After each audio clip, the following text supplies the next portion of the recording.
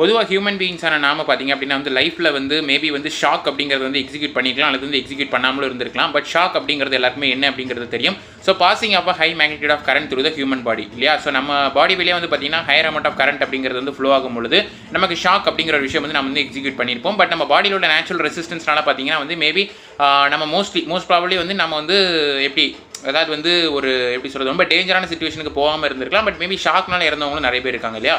So எப்படிப்பட்ட shock அப்படிங்கிறத வந்து ப்ரிவென்ட் பண்ணுறதுக்காக நம்ம வீடுகளில் யூஸ் பண்ணுற ஒரு டைப் ஆஃப் சர்க்யூட் பிரேக்கர் என்ன அப்படின்னு பார்த்தீங்கன்னா RCCB அப்படின்னு சொல்லுவாங்க. RCCBயோட ஃபுல் ஃபார்ம் என்ன அப்படின்னு பார்த்தீங்கன்னா ரெசிடியூவல் கரண்ட் சர்க்யூட் பிரேக்கர் அப்படின்னு சொல்லுவாங்க. ரெசிடியூவல் கரண்ட்டோட மீனிங் என்ன அப்படின்னு பார்த்தீங்கன்னா அது டிஃபரன்ஸ் இன் கரண்ட், அதாவது வந்து இந்த இம்பேலன்ஸ் கரண்ட். பொதுவாக வந்து நம்ம ஒரு சிங்கிள் ஃபேஸ் சிஸ்டமில் பார்த்தீங்கன்னா ஒரு லைன் இருக்கும், ஒரு நியூட்ரல் இருக்கும். லைன்கிறது வந்து கண்டக்ஷன் பாத், நியூட்ரலுங்கிறது பார்த்தீங்கன்னா ரிட்டர்ன் பாத். ஓகேவா. இந்த லைனில் எவ்வளோ கரண்ட் போதோ அதே கரண்ட் தான் நியூட்ரல் வழியாக ரிட்டர்னில் வந்திருக்கணும். இப்படி வந்திருந்தால் அது வந்து பேலன்ஸ் கரண்ட் அப்படின்னு சொல்லி அர்த்தம், பேலன்ஸ் சர்க்யூட் அப்படின்னு சொல்லி அர்த்தம். இந்த லைனில் போகக்கூடிய கரண்ட்டும் நியூட்ரலில் போகக்கூடிய கரண்ட்டுக்கான ஒரு டிஃபரன்ஸ் வந்துச்சு, அதாவது வந்து ஒரு இம்பேலன்ஸ் அக்கராச்சுன்னு சொன்னால் அந்த கரண்ட்டுக்கு பேர் தான் என்ன அப்படின்னு பார்த்தீங்கன்னா ரெசிடுவல் கரண்ட் அப்படின்னு சொல்லி நம்ம சொல்லுவோம். இப்படிப்பட்ட ரெசிடுவல் கரண்ட்டை வந்து டிடெக்ட் பண்ண உடனே ரிலே மூலமாக நமக்கு வந்து சர்க்யூட் பிரேக்கர் வந்து ட்ரிப் பண்ணக்கூடிய ஒரு சர்க்யூட் பேர் தான் என்ன அப்படின்னு பார்த்தீங்கன்னா ரெசிடுவல் கரண்ட் சர்க்யூட் பிரேக்கர் அப்படின்னு சொல்லி சொல்லுவாங்க. ஓகேவா. இதோட ஆப்ரேஷன் வந்து ரொம்ப சிம்பிளாக தான் இருக்கும். நம்ம வீடுகளில் யூஸ் பண்ணக்கூடியது நம்ம வீடுகளில் நிறைய இடத்துல பார்த்துக்கலாம். சரிங்களா. ஸோ வாங்க இதோட ஆப்ரேஷன் என்ன அப்படிங்கிற இந்த வீடியோவில் தெளிவாக பார்த்துக்கலாம். ஸோ அதுக்கு முன்னாடி இந்த வீடியோ நீங்கள் வந்து சப்ஸ்கிரைப் பண்ணாத சேனலை சப்ஸ்கிரைப் பண்ணாதவங்களாக இருந்தால் கண்டிப்பாக சப்ஸ்கிரைப் பண்ணுங்கள். ஸோ தினமும் நான் போஸ்ட் பண்ணிட்டு இருக்க ஒவ்வொரு வீடியோஸ் உங்களுக்கு வந்து சேர்ந்துருங்க அதை சொல்லிக்கிறேன். ஸோ வாங்க என்ன இருக்குது அப்படிங்கிறத பார்க்கலாம். ஸோ இந்த RCCB ஒர்க் ஆகக்கூடிய பிரின்சிபல் நேம் என்ன அப்படின்னு பார்த்தீங்கன்னா கிர்ச்சாஃப்ஸ் கரண்ட் லா அப்படின்னு சொல்லுவாங்க. கிர்ச்சாஃப்ஸ் கரண்ட் லா அப்படிங்கிறது நம்ம பேசிக்கலாகவே வந்து சர்க்யூட் தியரி, அதாவது வந்து நெட்வொர்க் தியரியில் நம்ம படிச்சிருப்போம். அதாவது வந்து sum of the incoming current in circuit is equal to sum of the outgoing current. எவ்வளோ கரண்ட் வந்து ஒரு சர்க்யூட்டுக்குள்ளே வந்துகிட்டு இருக்கோ அது அந்த current is equal to the current flowing outward through the circuit. ஓகேவா. ஸோ இப்போ என்ன அப்படின்னு பார்த்தீங்கன்னா இந்த ஒரு சர்க்யூட் பார்க்குறீங்க. ஸோ 4 ரெசிஸ்டன்ஸ் வந்து கனெக்ட் ஆயிருக்கு. I1 I2 I3ங்கிறது வந்து பார்த்தீங்கன்னா இன்கமிங் கரண்ட், I4 அப்படிங்கிறது வந்து அவுட் கோயிங் கரண்ட். ஸோ இந்த ஒரு நாட், அதாவது வந்து இந்த O அப்படிங்கிற பாயிண்ட்டில் வந்து நம்ம வந்து KCL அப்ளை பண்ணோம் அப்படின்னு சொன்னால் I1 + I2 + I3 is equal to I4, அதாவது வந்து sum of the incoming current is equal to sum of the outgoing current அப்படிங்கிறது தான் கிர்ச்சாஃப்ஸ் கரண்ட் லா அப்படிங்கிறதோட ஒரு ஒரு கரெக்டான ஒரு எக்ஸ்ப்ளனேஷன், ஒரு கரெக்டான ஒரு ரெப்ரசன்டேஷன். கரெக்டாக. சரி, இப்போ இந்த RCCBயில் பார்த்தீங்கன்னா நான் சொன்ன மாதிரி வந்து சிங்கிள் ஃபேஸில் வந்து 2 டைப் ஆஃப் ஒயர் வருது. ஒன்று லைவ், இன்னொன்று பார்த்தீங்கன்னா நியூட்ரல். ஓகேவா. ஸோ ILங்கிறது வந்து பார்த்தீங்கன்னா அந்த லைவ் ஒயர் வழியாக போகக்கூடிய கரண்ட், INங்கிறது பார்த்தீங்கன்னா நியூட்ரல் கரண்ட். ஸோ இந்த கண்டிஷன் அப்படிங்கிறது தான் பார்த்தீங்கன்னா balance condition which implies IL - IN is equal to 0. அதாவது வந்து லைனில் போகக்கூடிய கரண்ட்டுக்கும் நியூட்ரல்லேருந்து வெளியில் வரக்கூடிய கரண்ட்டுக்கும் எந்த டிஃபரன்ஸும் இல்லைன்னு சொன்னால் அது பேர் தான் என்னென்னு பார்த்தீங்கன்னா பேலன்ஸ் கரண்ட். ஒருவேளை ரெண்டுக்கும் ஒரு டிஃபரன்ஸ் வருது என்று சொன்னால் அந்த கரண்ட்டுக்கு பேர் தான் என்னென்னு பார்த்தீங்கன்னா ரெசிடுவல் கரண்ட் அப்படின்னு சொல்லுவாங்க. இந்த ரெசிடுவல் கரண்ட்டை வந்து ரிலே டிடெக்ட் பண்ணிச்சுன்னு சொன்னால் இந்த சர்க்யூட் பிரேக்கர் கொடுக்கக்கூடிய இன்ஃபர்மேஷனை பொறுத்து சர்க்யூட் பிரேக்கர் வந்து ட்ரிப் ஆகும். ஸோ தட் வந்து இந்த சர்க்யூட் வந்து ஓப்பன் ஆகுது அப்படிங்கிறத தெரிஞ்சுக்கோங்க. விச் இம்ப்ளைஸ் நம்மளை வந்து ஷாக்லேருந்து ப்ரிவென்ட் பண்ணுது அப்படிங்கிறது வந்து பேசிக் ஆப்ரேஷன். ஸோ அடுத்ததான் வாங்க இதோட ஒர்க்கிங் என்ன அப்படிங்கிறத பார்க்கலாம். ஸோ ஒரு டொராய்டல் டிரான்ஸ்ஃபார்மர் அப்படின்னு சொல்லுவாங்க. டொராய்டு இதோட பேர் வந்து அப்படி தான் சொல்லுவாங்க டிரான்ஸ்ஃபார்மருக்கு. ஸோ இது வந்து நம்ம ஃபர்தரான வீடியோஸில் இதை பற்றி தெளிவான எக்ஸ்ப்ளனேஷனோட பார்க்கலாம். ஸோ இதில் 3 டைப் ஆஃப் காயில் இருக்குது. பிரைமரி காயில், செகண்டரி காயில், இன்னொன்று பார்த்தீங்கன்னா சென்சிங் காயில் அப்படின்னு சொல்லுவாங்க. ஓகேவா. பிரைமரி காயிலில் கனெக்ட் பண்ணியிருக்கக்கூடிய ஒயர் யார் அப்படின்னு பார்த்தீங்கன்னா வந்து லைவ் ஒயர், அப்படி இல்லைனா வந்து லைன் அப்படின்னு சொல்லிக்கலாம். எண்ணுங்கிறது வந்து நியூட்ரல், அது வந்து செகண்டரியில் கனெக்ட் பண்ணியிருப்பாங்க. இது வெளியில் கனெக்ட் பண்ணியிருக்கிறது பார்த்தீங்கன்னா லோட். ஓகேவா. கீழே இருக்கிறது பார்த்தீங்கன்னா எர்த்திங் ஒயர், அதாவது வந்து நம்ம எர்த்துங்கிறது பார்த்தீங்கன்னா லீக்கேஜ் கரண்ட்டை ப்ரிவென்ட் பண்ணுறதுக்காக நம்ம வந்து யூஸ் பண்ணிகிட்டு இருப்போம்.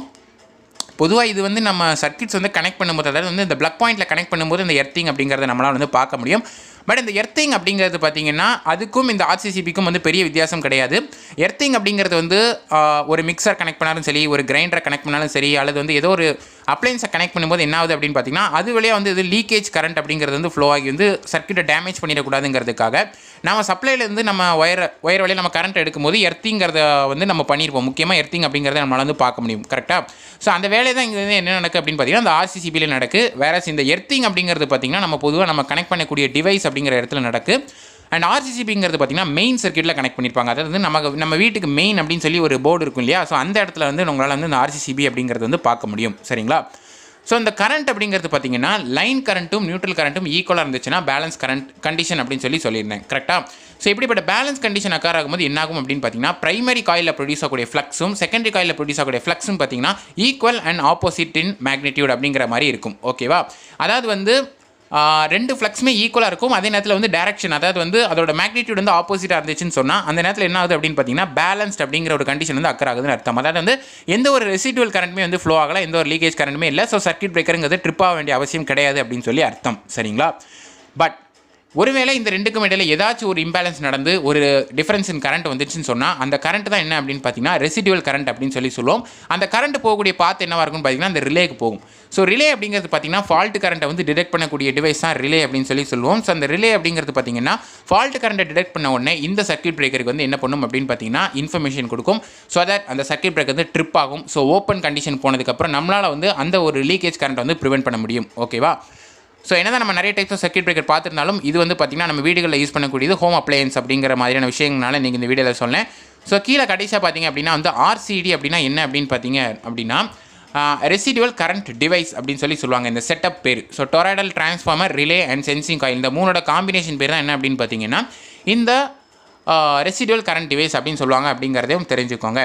ஸோ ரொம்ப சிம்பிளான கான்செப்ட் தான் இது. இன்றைக்கி இந்த வீடியோவில் நான் வந்து சொல்லலாம்னு நினச்சேன். ஸோ சர்க்யூட் பிரேக்கர் சீரிஸ் அப்படிங்கிற பேரில் வந்து நம்ம போயிட்டுருக்கோம். ஸோ ரொம்ப தேங்க்ஸ் இந்த ஒரு சப்போர்ட் கொடுக்குறதுக்கு. காரணம் என்னன்னா இந்த வீக்லி ஃபுல்லுமே நான் இந்த ஒரு பிளான் மாதிரி தான் பண்ணிட்டு இருந்தேன். ஸோ சீரிஸ் அப்படிங்கிற பேரில் வந்து வீடியோஸ் வெளியிட்டு இருந்தேன். ஸோ தொடர்ந்து இதே மாதிரியான வீடியோஸ் கண்டிப்பாக கொடுத்துட்டே இருப்பேங்கிறத சொல்லிக்கிறேன். இந்த வீடியோ பிடிச்சா லைக் பண்ணுங்கள், ஷேர் பண்ணுங்கள், உங்கள் ஐடியாஸ் தாட்ஸை கமெண்ட் செக்ஷனில் லீவ் பண்ணிகிட்டே இருங்க. ட்விட்டர், இன்ஸ்டாகிராமோட லிங்க்கோட அக்கௌண்ட்டோட லிங்க் வந்து டிஸ்கிரிப்ஷனில் இருக்குது. அதுக்கு போங்க, கண்டிப்பாக ஃபாலோ பண்ணுங்கள். உங்கள் சஜஷன்ஸ் நீங்கள் அங்கேயும் சொல்லிட்டே இருங்க. உங்கள் டவுட்ஸ் நீங்கள் அங்கேயும் கேட்கலாம், நான் கண்டிப்பாக ரிப்ளை பண்ணுவேன். ஸோ நாளைக்கு இதே மாதிரி இன்னொரு வீடியோவில் உங்களை பார்க்குறேன். ஸோ அதுக்கு முன்னாடி நம்ம சேனலை மறக்காமல் சப்ஸ்கிரைப் பண்ணிடுங்க. ஸோ தட் தினமும் நான் போஸ்ட் பண்ணுற வீடியோ உங்களுக்கு வந்து சேர்ந்துருங்கிறத சொல்லிக்கிறேன். So see you guys in the next video. Until then, bye, cheers and thank you so much for watching.